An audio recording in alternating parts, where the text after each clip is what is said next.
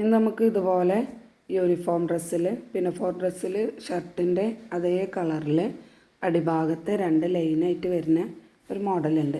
ആ ലൈൻ എങ്ങനെയാണ് കൊടുക്കുന്നത് നോക്കാം കേട്ടോ.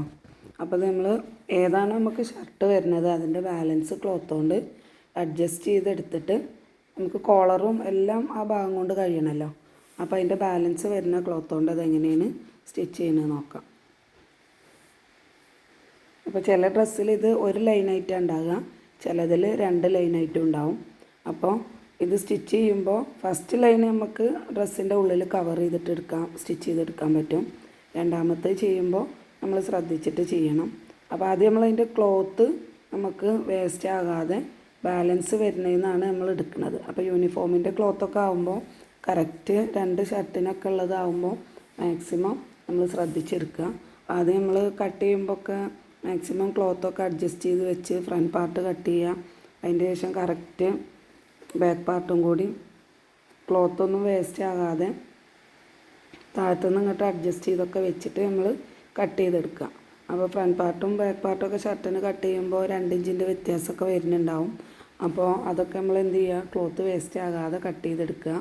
അതേപോലെ നമുക്ക് സ്ലീവ് കട്ട് ചെയ്തെടുക്കാണ്ട്. അപ്പോൾ സ്ലീവൊക്കെ നമുക്ക് കറക്റ്റ് മെഷർമെൻറ്റ് കിട്ടാൻ ഇതേ രീതിയിലൊക്കെ നമ്മൾ കട്ട് ചെയ്ത് കഴിഞ്ഞിട്ട് നമുക്ക് എത്രയാണോ ആ ഭാഗത്ത് വീതി വരുന്നത് അതൊക്കെ കറക്റ്റ് അളവ് എടുത്തിട്ട് സ്ലീവ് കട്ട് ചെയ്തെടുക്കുക. ഈ മോഡലുള്ളിൽ നമ്മൾ പഫ് സ്ലീവ് വരുന്നത് ഇതൊക്കെ കഴിഞ്ഞിട്ട് കിട്ടുന്ന ക്ലോത്തിൽ നിന്ന് വേണം ബാലൻസ് കട്ട് ചെയ്യാൻ വേണ്ടിയിട്ട്. കോളറിൻ്റെ ബാൻഡ് കിട്ടണം, അതിൻ്റെ കോളറും എല്ലാതും സ്റ്റിച്ച് ചെയ്തെടുക്കണം. അപ്പോൾ 2 ഷർട്ടിനുള്ളത് നമുക്ക് ഈ ബാലൻസ് വരുന്ന ക്ലോത്തും തന്നെ മാക്സിമം അഡ്ജസ്റ്റ് ചെയ്തിട്ട് നമുക്ക് ക്ലോത്ത് കിട്ടണം. അപ്പോൾ അതിന് വേണ്ടിയിട്ട് നമ്മൾ സ്ലീവ് കട്ട് ചെയ്ത് കഴിഞ്ഞതിന് ശേഷം ഏകദേശം ഒരു കോളറിന് എത്രയാണോ വരുന്നത് ആ ഭാഗമൊക്കെ ഒന്ന് മാറ്റി വെച്ചിട്ട് വേണം നമുക്ക് ഈ പെറ്റിക്കോട്ടിൻ്റെ താഴ്ഭാഗത്ത് വരുന്ന ഈ ലൈൻ ഉണ്ടല്ലോ അത് കൊടുക്കാൻ വേണ്ടിയിട്ട്. അപ്പോൾ ഈ മോഡലിൽ സ്ലീവ് പഫ് സ്ലീവ് വരുന്നതുകൊണ്ട് തന്നെ നമ്മൾ നല്ല വലിയ ഹെവി ആയിട്ടുള്ള പഫ് സ്ലീവ് ഒന്നല്ല കൊടുത്തിട്ടുള്ളത്. സാധാരണ രീതിയിൽ അളവെടുത്തതിനേക്കാളും 2 ഇഞ്ച് കൂടുതൽ എടുത്തിട്ട് അതിൽ കിട്ടുന്ന ഒരു ഞെറി എത്രയാണോ അത്ര എടുത്തു. ലെങ്ത്ത് എടുക്കുമ്പോൾ 1 ഇഞ്ചും കൂടി കൂട്ടിയെടുക്കുക. അതായത് ഞെറി ഇട്ട് വരുമ്പോൾ നമ്മൾ ലെങ്ത്ത് കുറഞ്ഞു പോകും.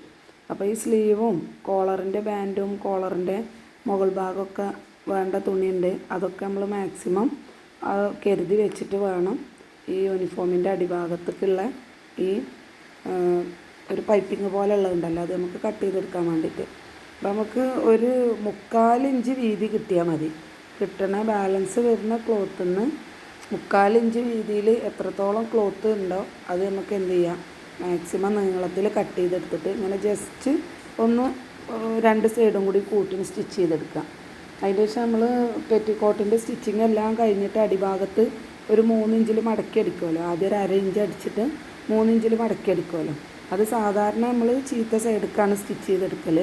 ഇത് നമ്മൾ ഈ പൈപ്പിങ് കൊടുക്കാൻ വേണ്ടിയിട്ട് നമ്മൾ എന്ത് ചെയ്യുക, നല്ല ഭാഗത്തേക്ക് ഇങ്ങോട്ട് മറിച്ചെടുക്കുക. എന്നിട്ട് അതിൻ്റെ ഉള്ളിലേക്ക് നമ്മൾ ഈ 1 ഇഞ്ചിലോ 3/4 ഇഞ്ചിലോ കട്ട് ചെയ്തെടുത്ത ഈ പൈപ്പിങ് ആക്കി കൊടുക്കേണ്ട ഭാഗം ഉണ്ടല്ലോ അത് അതിൻ്റെ ഉള്ളിലേക്ക് ഇങ്ങനെ വെച്ചിട്ട് ജസ്റ്റ് ആ വെച്ചെടുത്ത പൈപ്പിങ്ങിന് വേണ്ടിയിട്ടുള്ള ക്ലോത്തും മറ്റേ ക്ലോത്തും കൂടി ഒരുമിച്ച് ഇങ്ങനെ വെച്ചിട്ട് സ്റ്റിച്ച് ചെയ്ത് ഇങ്ങോട്ട് പോരുക.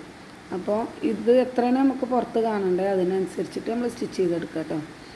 ഇതുപോലെ ഒരറ്റം മുതൽ മറ്റേ അറ്റം വരെ നമുക്ക് ഇങ്ങനെ സ്റ്റിച്ച് ചെയ്തെടുക്കുക. കഴിയുന്നതും എത്രത്തോളം ലെങ്ത്ത് കിട്ടുമോ അത്രത്തോളം നമ്മൾ 1 ഇഞ്ചിലോ 3/4 ഇഞ്ചിലോ കട്ട് ചെയ്തിട്ട് ജോയിൻറ്റ് ചെയ്തിട്ടാണ് നമ്മൾ ഈ ക്ലോത്ത് ചെയ്തെടുത്തിട്ടുള്ളത്. അതായത് ഈ പൈപ്പിങ് ചെയ്യാൻ വേണ്ടിയിട്ടുള്ള ഈ ഇതുണ്ടല്ലോ അത് നമ്മൾ ചെയ്തെടുത്തിട്ടുള്ളത് 3/4 ഇഞ്ചിൽ ജസ്റ്റ് കട്ട് ചെയ്തെടുത്തിട്ട് നീളത്തിൽ കട്ട് ചെയ്തെടുത്തിട്ട് രണ്ടും കൂടി ഒന്ന് ജസ്റ്റ് കൂട്ടി അടിച്ചിട്ട് അതിങ്ങനെ ഇതിൻ്റെ ഉള്ളിൽ വെച്ചിട്ട് ഒരുമിച്ച് സ്റ്റിച്ച് ചെയ്ത് പോകുക. രണ്ടാമത്തെ ലൈന് വരുമ്പോൾ അതേപോലെ തന്നെ ഇങ്ങനെ വെച്ചിട്ട് നീളത്തിലൊന്ന് മാർക്ക് ചെയ്തെടുക്കുക. അതിൻ്റെ ശേഷം ജസ്റ്റ് നീളത്തിൽ അതേപോലെ തന്നെ നമുക്ക് എത്ര വ്യത്യാസമാണോ വേണ്ടത് ആ വ്യത്യാസത്തിൽ ആദ്യം ഒരു സ്റ്റിച്ച് ചെയ്തെടുക്കുക. എന്നിട്ട് അതുപോലെ തന്നെ മറിച്ചിട്ട് ഒരു സ്റ്റിച്ചും കൂടി കൊടുക്കുക. അപ്പോൾ ആദ്യം സ്റ്റിച്ച് ചെയ്ത ആ ഭാഗത്തിന് കവർ ചെയ്തിട്ട് രണ്ടാമത് സ്റ്റിച്ച് നമ്മൾ മറിച്ചടിക്കുമല്ലോ അപ്പോൾ അതങ്ങനെ കവർ ചെയ്ത് നിൽക്കുകയും ചെയ്യും. അപ്പോൾ ഒരു ലൈന് മതി എന്നുണ്ടെങ്കിൽ ആദ്യത്തെ ആ ലൈന് മാത്രം മതി, രണ്ടാമത്തെ ആകുമ്പോൾ ഇങ്ങനെ കിട്ടുകയും ചെയ്യും.